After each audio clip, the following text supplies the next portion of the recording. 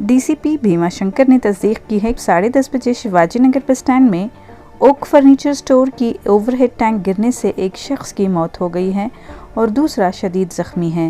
ये tank footpath पर बनी चावल और अंडों की दुकान पर गिरी। मुतवफ़्फ़ी की शनाख्त 40 साला अरुल के नाम से हुई है, जबकि कमल को इलाज के लिए बोरिंग हस्पताल से विक्टोरिया हस्पताल मुंतकिल कर दिया गया है। एक और शख्स की शनाख्त होना बाकी है। एफएसएल की टीम जाए वक़ुआ पर पहुंच गई है और तहक़ीक़ात जारी हैं। रिपोर्ट के मुताबिक ओवरहेड टैंक गैर साइंसी थी। बीडीए इसकी तहक़ीक़ात करके ज़िम्मेदारों के खिलाफ कार्रवाई करेगा।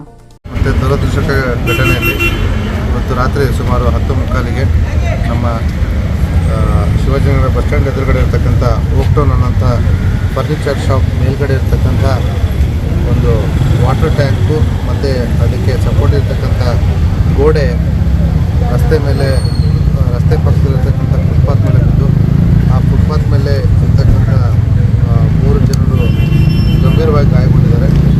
ಅದರಲ್ಲಿ ಇಬ್ಬರು ಆಲ್ರೆಡಿ ಪ್ರಾಣ ಕಳ್ಕೊಂಡಿರೋದು ಈಗ ನಮ್ಮ ವೈದ್ಯರು ದೃಢಪಡಿಸಿದ್ದಾರೆ. ಅದರಲ್ಲಿ ಒಬ್ಬ ವ್ಯಕ್ತಿ ಮಾತ್ರ ನಮಗೆ ಇಲ್ಲಿವರೆಗೂ ಐಡೆಂಟಿಫೈ ಆಗಿರೋದು. ಅವನ ಹೆಸರು ಅರುಲ್ ಅಂತ, ಸುಮಾರು 40 ವರ್ಷ, ಮೂಲತಃ ತಮಿಳುನಾಡಿನವನು ಅಂತ ಅವನ ಜೇಬಲ್ಲಿರೋ ಆಧಾರ್ ಕಾರ್ಡ್ನಿಂದ ನಮಗೆ ಗೊತ್ತಾಗಿದೆ. ಇನ್ನೊಬ್ಬ ವ್ಯಕ್ತಿಯ ಐಡೆಂಟಿಫಿಕೇಷನ್ ಇನ್ನೂ ಆಗಬೇಕಾಗಿದೆ. ಜೊತೆಗೆ ಮತ್ತೊಬ್ಬ ವ್ಯಕ್ತಿ ತಲೆಗೆ ಇಂಜೂರ್ ಆಗಿರೋದ್ರಿಂದ, ತಲೆಗೆ ಪೆಟ್ಟಾಗಿರೋದ್ರಿಂದ ಅವನ್ನ ಹೆಚ್ಚಿನ ಚಿಕಿತ್ಸೆಗೆ ನಮ್ಮ ಬೌರಿಂಗ್ ಆಸ್ಪತ್ರೆಯಿಂದ ವಿಕ್ಟೋರಿಯಾ ಆಸ್ಪತ್ರೆಗೆ ಸಾಗಿಸಲಾಗಿದೆ. ನಮ್ಮ ಒಬ್ಬರು ಪೊಲೀಸ್ ಟೀಮು ಅವ್ರ ಜೊತೆ ಹೆಚ್ಚಿನ ಚಿಕಿತ್ಸೆಗೆ ಸಹಕಾರಿ ಮಾಡಲಿಕ್ಕೆ ಮತ್ತು ಅವನ ಅವಶ್ಯಕತೆ ಏನಾದರೂ ವೈದ್ಯಕೀಯ ಉಪಚಾರದ ಅವಶ್ಯಕತೆಯನ್ನು ನೋಡ್ಕೊಳ್ಳಿಕ್ಕೆ ಒಂದು ಟೀಮ್ ಅವ್ರ ಜೊತೆ ಇದೆ. ಈಗ ನಾವು ಸ್ಥಳ ಪರಿಶೀಲನೆ ನಡೆಸಿದ್ದೀವಿ. ಸದ್ಯಕ್ಕೆ ಇಲ್ಲಿಗೆ ನಮ್ಮ ಎಫ್ಎಸ್ಎಲ್ ಟೀಮ್ ಕೂಡ ಬರ್ತಾ ಇದೆ. ಮೇಲ್ನೋಟಕ್ಕೆ ಸ್ಥಳವನ್ನು ಪರಿಶೀಲನೆ ಮಾಡಿದಾಗ ಇದೊಂದು 3 ಅಂತಸ್ತಿನ ಕಟ್ಟಡ ಆಗಿದ್ದು, ಮೇಲ್ಗಡೆ 5ನೇ ಮಹಡಿಯ ಮೇಲೆ 3 ಅಂತಸ್ತಿನ ಕಟ್ಟಡ ಇದ್ದರೂ ಕೂಡ ಅದ್ರ ಮೇಲೆ ಮತ್ತೊಂದು ಎಕ್ಸ್ಟ್ರಾ ಮಹಡಿಯನ್ನು ಕಟ್ಕೊಂಡಿದ್ದಾರೆ. ಅದರ ಮೇಲೆ ಈ ಒಂದು ವಾಟರ್ ಟ್ಯಾಂಕನ್ನು ಇಟ್ಟಿದ್ದು ಕಂಡುಬರ್ತಾ ಇದೆ. ಅದಕ್ಕೆ ಕಟ್ಟಬೇಕಾದ್ರೆ ಅದಕ್ಕೆ ಕೊಡಬೇಕಾದಂಥ ಸಪೋರ್ಟ್ ಸರಿಯಾಗಿ ಇಲ್ಲದೆ ಇರೋದು ಮೇಲ್ನೋಟಕ್ಕೆ ಕಂಡುಬಂದಿದೆ.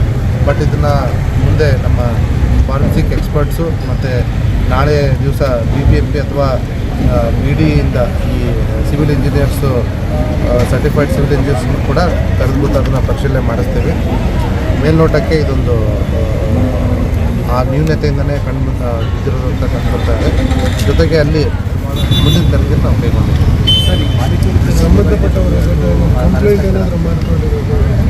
ಈಗ ಸದ್ಯಕ್ಕೆ ನಾವು ಇಲ್ಲಿವರೆಗೂ ನಮ್ಮ ಕರ್ತವ್ಯ ಇದ್ದಿದ್ದು ಈ ಇಂಜೂರ್ ಆಗಿರ್ತಕ್ಕಂಥವ್ರು ಮತ್ತು ಅವರಿಗೆ ಹೆಚ್ಚಿನ ವೈದ್ಯಕೀಯ ಸೇವೆ ಕೊಡಿಸೋದ್ರಲ್ಲಿದ್ದು, ಈಗ ಒಂದು ಹೆಚ್ಚಿನ ಚಿಕಿತ್ಸೆಗೆ ಆಲ್ರೆಡಿ ವಿಕ್ಟೋರಿಯಾ ಆಸ್ಪತ್ರೆಗೆ ಸೇರಿಸೋದ್ರಿಂದ ನಾವು ಈಗ ಕಂಪ್ಲೇಂಟನ್ನು ನಾವು ತಗೊಳ್ತೀವಿ.